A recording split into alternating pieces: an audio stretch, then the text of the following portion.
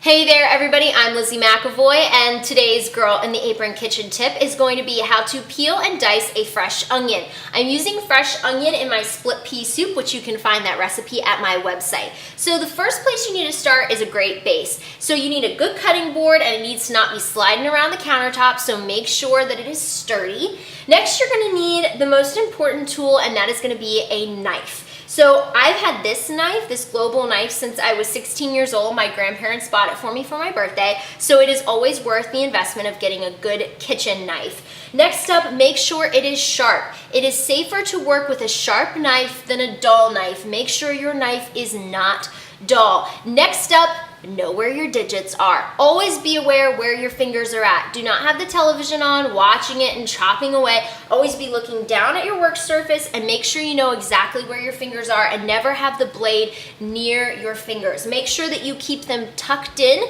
so that your knuckles are facing out, never your teeny little tiny fingertips. Folks, it is so quick, it is so easy, and it's gonna be a game changer in your kitchen world. Here is how you do it.